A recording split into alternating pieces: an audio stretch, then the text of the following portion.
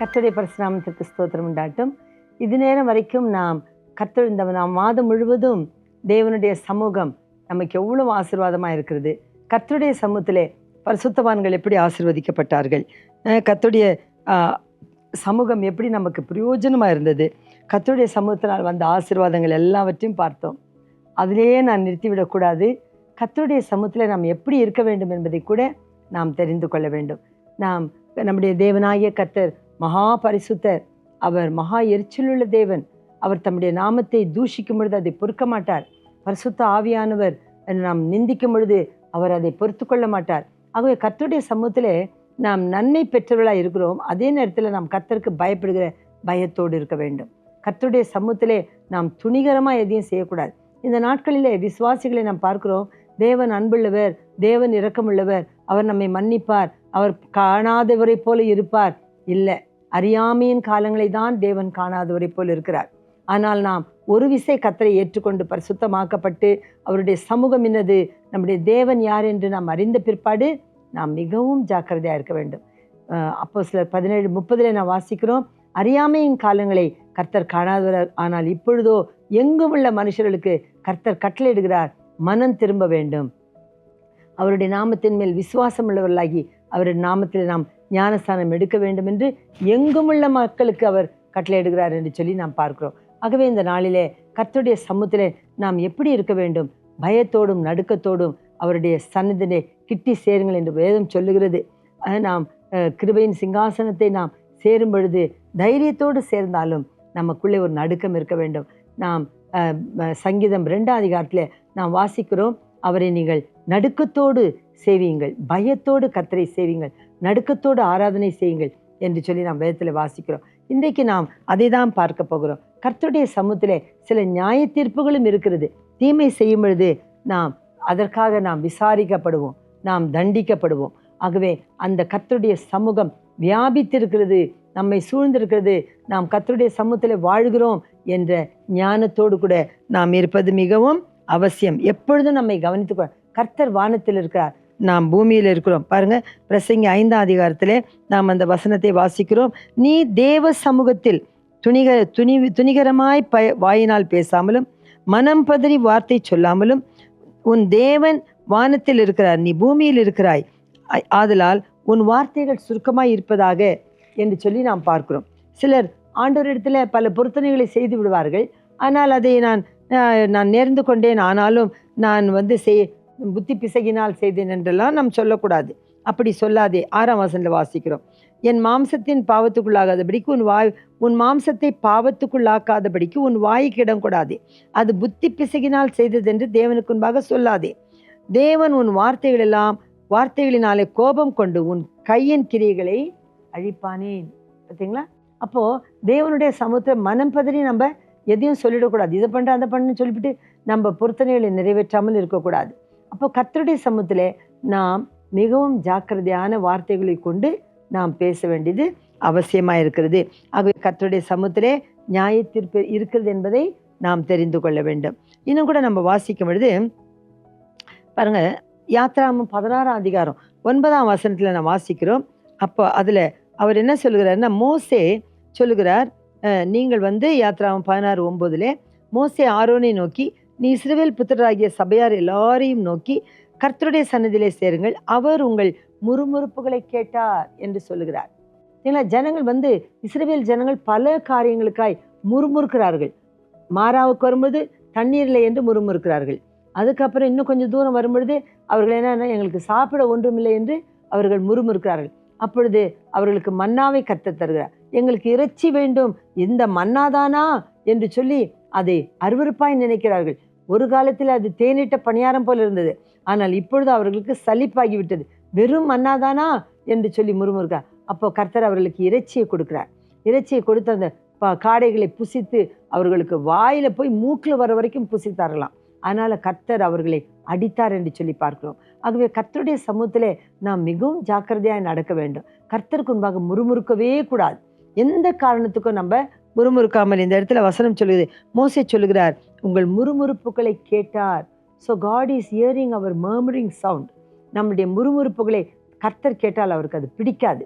ஆகவே நாம் கர்த்தருக்கு முன்பாக மௌனமாக இருக்கணும், துதிக்கணும், ஸ்தோத்திரம் பண்ணணும், இல்லைன்னா கர்த்தரை கனம் பண்ணணும். அதை விட்டு நாம் இஸ்ரவேல் ஜனங்கள் முறுமுறுத்தார்கள். அது கர்த்தருடைய பார்வைக்கு அருவருப்பாக இருந்தது. இன்னும் நாம் வாசிக்கிறோம், லேவியராகமம் 10:1 நாம் வாசிக்கிறோம். சில காரியங்களை மாத்திரம் நான் உங்களுக்கு சொல்கிறேன். ஏன்னா இவ்வளோ நாள் நல்லா பேசியிருந்தீங்களே, நல்ல ஆசீர்வாதம் இருக்குது, நல்லா இருக்குது கர்த்தருடைய சமூகம்னு சொல்லி, இப்போ என்ன இவ்வளோ பயமான வார்த்தைகளை சொல்கிறீங்க அப்படின்னு நீங்கள் வருத்தப்படாதீங்க. இதையும் நாம் தெரிந்து கொள்ள, ஒரு காசுக்கு எப்படி 2 பக்கம் இருக்குதோ அது போல தேவன் சமூகத்தில் ஆசீர்வாதமும் இருக்குது, சந்தோஷம், மனமகிழ்ச்சி, மகிமை, கனம் எல்லாம் இருக்குது, பலன், தீர்காயுஸ் எல்லாம் இருக்குது. அதே நேரத்தில் கர்த்தருக்கு விரோதமான காரியங்களை நாம் செய்யும் பொழுது அவர் தண்டியாமல் விடார். தகப்பன் தான் நேசிக்கிற புத்திரரை சிட்சிக்கிறார். ஆகவே நான் உன்னை தண்டியாமல் விடேன், உன்னை மட்டாய் தண்டிப்பேன் என்று எரேமியாவுக்கு ஆண்டவர் சொல்லுகிறார், எரேமியா புஸ்தகத்தில். ஆகவே நாம் கர்த்தருடைய சமூகத்தில் எப்படி நடந்து கொள்ள வேண்டும் பார்க்கும் பொழுது இன்னொரு வசனத்தில் நான் வாசிக்கிறோம், லேவியராகமம் 10:1 அதிலே பார்க்கும் பொழுது, ஆரோனின் குமாரனாகிய நாதாபும் அபியும் தன் தன் தூபகலசத்தை எடுத்து அவைகளில் அக்கினியை போட்டு அவைகளின் மேல் தூப வர்க்கத்தை போட்டு தங்கள் தேவனாகிய கர்த்தர் கட்டளையிடாத அந்நிய அக்கினியை அவர் சந்நிதியிலே கொண்டு வந்தார்கள். இந்த இடத்துல நாதாப் அபியு ஆரோனுடைய குமாரராக இருக்கிறார்கள். அவர்கள் தேவ சமூகத்தில் ஏறி கர்த்தருடைய மகிமை கண்டவர்கள், மோசையோடு கூட போய் அவர்கள் மகிமை கண்டவர்கள். ஆனால் இந்த நாளில் திடீரென்று என்ன செய்து விடுகிறார்கள்? கர்த்தருடைய அக்கினி அது எப்பொழுதும் பாதுகாக்க வேண்டும். கர்த்தர் இறக்கின அந்த பரலோகத்தின் அக்கினியை அவர்கள் அவித்து போடாமல் எங்கே போனாலும் அந்த அக்கினியிலே அவர்கள் வைக்கோலை போட்டு அந்த அக்கினி சட்டியை அவர்கள் சுமந்து கொண்டு போக வேண்டும். இந்த நாதாவும் அபியும் ஆசிரியர்ல இருக்கிற காலத்திலே அவர்கள் என்ன செய்து விட்டார்கள்? அக்கினியை அவித்து போட்டு விட்டார்கள் தங்களுடைய நிர்விசாரத்தினால. அதனால் அவர்கள் துணிகரமாய் போய் என்ன பண்ணுறாங்க, ஏதோ ஒரு வீட்டில இருந்து ஒரு அக்கினியை கொண்டு வந்து தேவனுடைய பீடத்தில் வைத்து அவர்கள் பலியை கொளுத்துகிறார்கள். அது கர்த்தருடைய சமூகத்திலே அருவருப்பாக இருக்குது. உடனே கர்த்தர் அவர்களை அந்த சமூகத்திலே தானே அவர்களை அடித்து போடுகிறார். அவர்கள் அங்கேயே செத்து போகிறார்கள். சாதாரணமாய் கர்த்தருடைய சமூகத்திலே மரணங்கள் இருக்கக்கூடாது, உடனே அதை வெளியே கொண்டு போங்கள் என்று அனனியா சப்பிராளுடைய கதையில நாம் படிக்கிறோம்.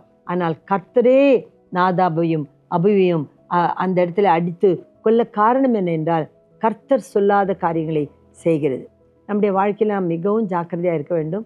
கர்த்தர் சொல்லாத காரியங்களை நாம் செய்யக்கூடாது. நம்முடைய சுயமாக எதையும் செய்யக்கூடாது.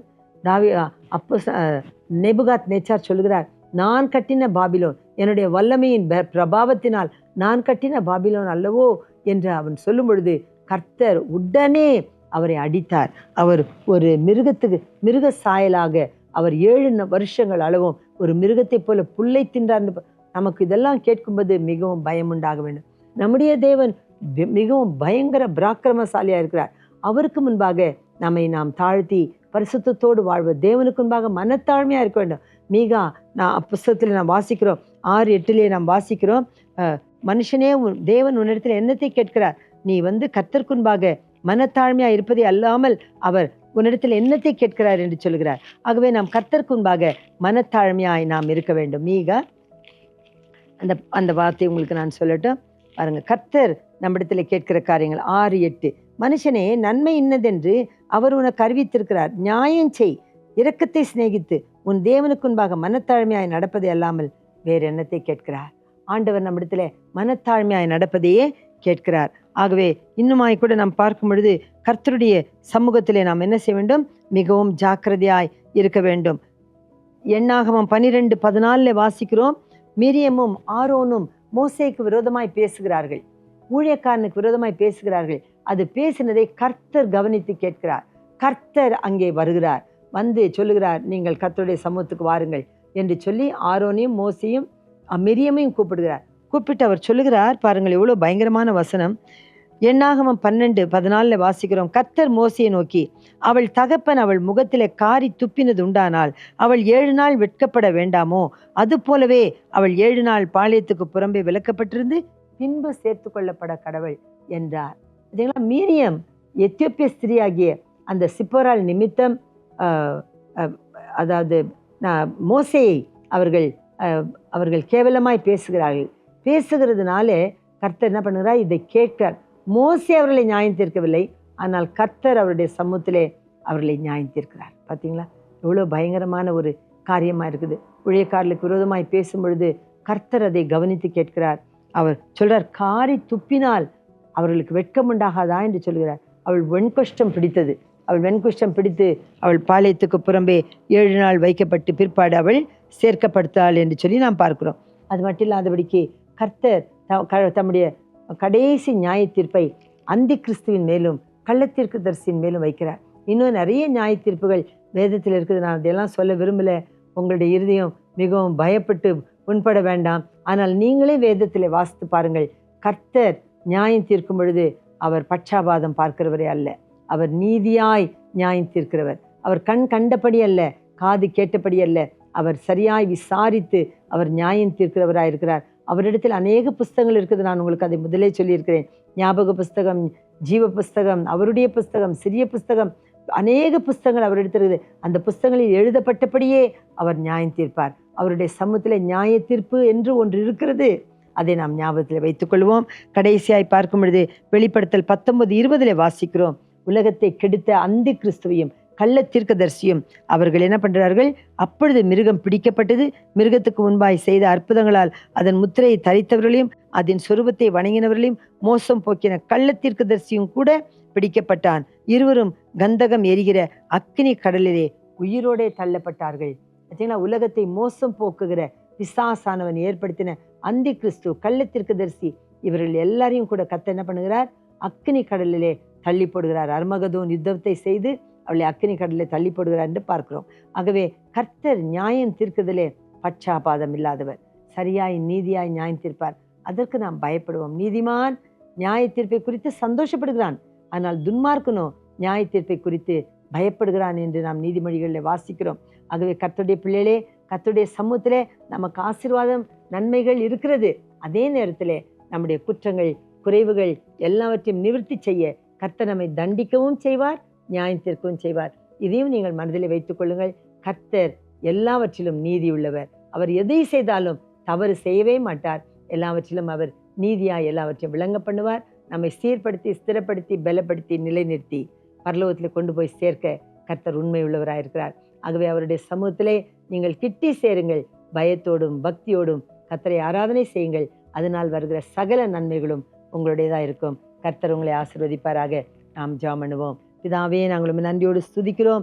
ஆண்டவரே, இந்த மாதம் முழுவதும், இந்த ஜூலை மாதம் முழுவதும் கர்த்தாவே, நாங்கள் கர்த்தருடைய சமூகத்தில் இருக்கிற நன்மைகளை பார்த்தோம். ஆண்டவரே, உம்மால் கிடைக்கிற ஆசீர்வாதங்களை பார்த்தோம்.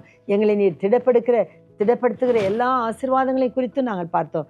கடைசியாய் உம்முடைய சமூகத்திலே நியாய தீர்ப்பு இருக்கிறது என்று நினைத்து அதற்கு பயந்து நாங்கள் நீதியோடும் பரிசுத்தத்தோடும் வாழ எங்களுக்கு உதவி செய்யும். அக்கிரமக்காரனை ஒழிய பண்ணவும், சக்கந்தக்காரனை இல்லாமல் போக பண்ணவும், அந்தி கிறிஸ்துவினை மோசம் போக்குற ஆண்டவரே கள்ள தீர்க்கதரிசிகளை ஒழிய பண்ணவும் உம்மால ஆகும். கர்த்தர் பெரிய காரியங்களை செய்து உம்முடைய ராஜ்யத்தை வரப்பண்ணும். பரலோகத்தில் உம்முடைய சித்தம் செய்யப்படுது போல எங்களிலும் உம்முடைய சித்தம் நிறைவேற எங்களை ஒப்படைக்கிறோம். எல்லா துதி, கன, மகிமை, ஸ்தோத்திரத்தை கொடுக்கிறோம். வருகிற எல்லா மாதங்களிலும் கர்த்தருடைய பிள்ளைகள் உம்மால் ஆசீர்வதிக்கப்பட நான் ஜெபிக்கிறேன். துதி, கன, மகிமை எல்லாவற்றையும் உமக்கே செலுத்தி இயேசுவின் நாமத்தில் உம்முடைய சமூகத்துக்காய் நன்றி சொல்லி ஜெபிக்கிறேன். பரலோக பிதாவே, ஆமென். கர்த்தர் உங்களை ஆசீர்வதிப்பாராக. இந்த நாளுடைய இந்த வசனங்கள் உங்களுக்கு பிரயோஜனமாக இருக்கட்டும். கர்த்தருக்கு முன்பாக நீதியோடும் நிதானத்தோடும் நடங்கள். கர்த்தருடைய சமூகம் உங்களோடு இருப்பதாக. ஆமென்.